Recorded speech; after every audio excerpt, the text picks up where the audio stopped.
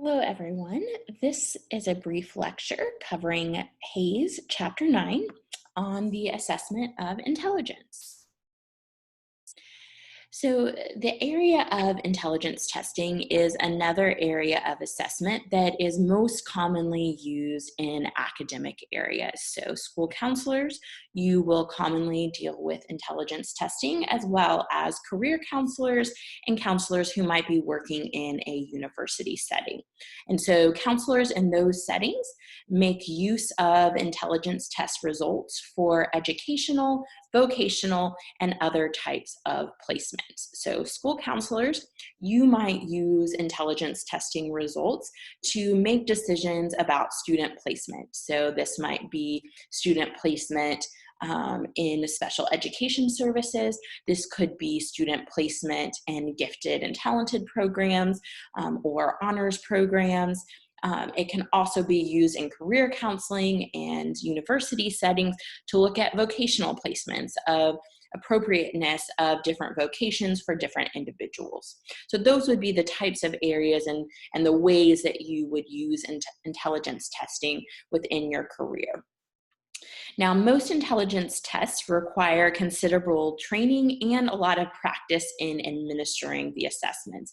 And so, because of that, counselors often lack both the resources and the training to use these instruments themselves. So, even though you might be involved in intelligence testing, a lot of times counselors aren't the ones that are actually administering the intelligence assessments.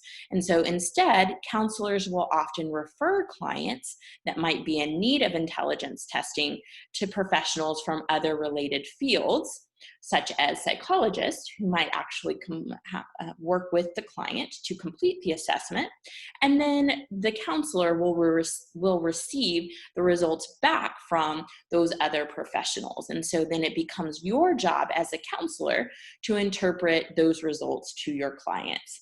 And within a school setting, it might be your job as a school counselor to interpret those results to the student, to their parents, and to maybe into other stakeholders. So potentially to school administrators or to teachers. So the main way that you might see this in your career as a counselor would really be knowing how to read and interpret the results of intelligence tests and make decisions about what to do with those results. So, intelligence testing has a long history. Interest in intelligence and looking at individual differences began in the 1800s as a response to Darwin's writings on genetic variation. So during this time, society began to get really interested in understanding how people were different on an individual basis. And so early psychologists were really interested in demonstrating these individual differences through the use of or through the assessment of sensory processes and different mental tests. From this interest in individual differences, there became a focus on then creating more formalized individual assessments that could then be used to detect intellectual disabilities and emotional problems in children. And so these more formalized assessments attended to both language and performance and were used to detect children in need of special education programs. And so this is where you began to see the use of these in more academic environments.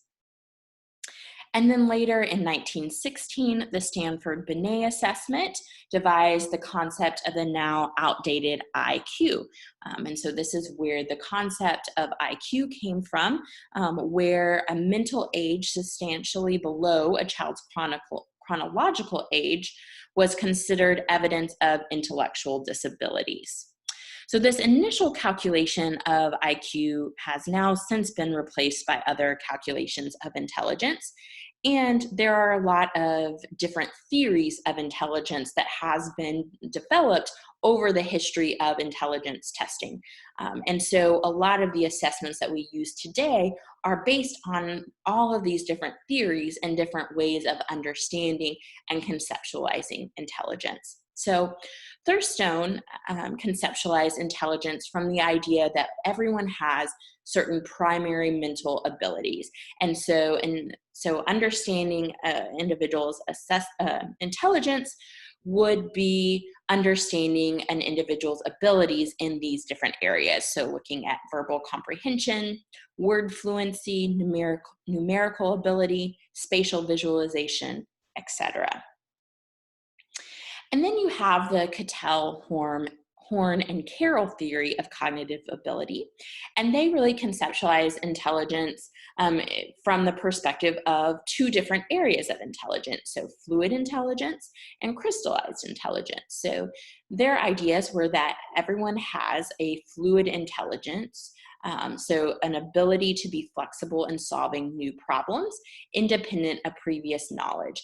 And so this was really looking at an individual's capacity to learn and their capacity to behave intelligently. And then they also look at intelligence from the perspective of crystallized intelligence, which is an individual's ability to solve problems and make decisions on the basis of previously acquired knowledge, on previous experiences, and verbal conceptualization. And then Sternberg began to theorize intelligence with a triarchic theory. So looking at componential intelligence, experiential, and contextual. So looking at intelligence from these three different perspectives. And then we have Gardner, who took that a step further with the idea of multiple intelligences, and so expanded it to include musical intelligence, bodily kinesthetic intelligence, logical, mathematical, linguistic, spatial, interpersonal and interpersonal, and naturalistic. Okay? So as you can see, there are a lot of different ways that we can think about intelligence, which also means there are a lot of different ways that we can assess for intelligence. And so different forms of intelligence testing have been developed from these different theories. And so one of the things that you want to think about in choosing an intelligence test would be, what is the theory and the conceptualization that's used in the development of that intelligence test? So there are two types of intelligence tests. We have individual intelligence tests and then group intelligence tests. So individual intelligence tests would be tests that you might refer a client to take individually, right? So a client might go to a psychologist and take one of these tests listed here. And so some of the most common intelligence tests that we see today would be the Stanford-Binet on its 5th edition, the different Wechsler scales, the Kaufman batteries, etc. Okay, so these are the types of assessments that you might get results for and might be responsible for interpreting those results to your clients. And all of these assessments are covered in detail in your textbook, so make sure that you take a look at each one of these. So beyond individual assessments, there are also group intelligence tests, and these are often considerably more cost-effective than the individual tests and are commonly used in academic settings all the way from kindergarten through graduate school. So if you're working in a school environment or an academic environment, you will commonly run into these types of intelligence tests. So there are 3 common intelligence tests that are used in schools. So the cognitive abilities test, the test of cognitive skills, and the Otis Lennon school ability test. Beyond those, there are also other group intelligence tests that are used in other settings. So these are tests that might be used in making personnel placements and personnel decisions in other types of environments. And again, your book goes into each one of these in detail, so make sure you take a look at those.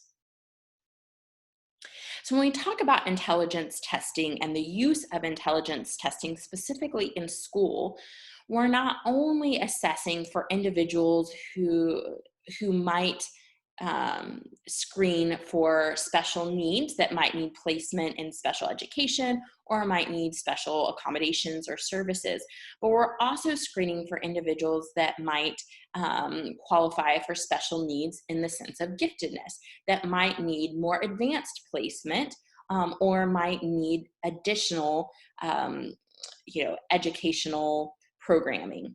So your book talks a little bit about this area as well, when it talks about the idea of giftedness and creativity. And so specifically school counselors, this is another area that you will be heavily involved in within the school environment, especially in K through 12 environments.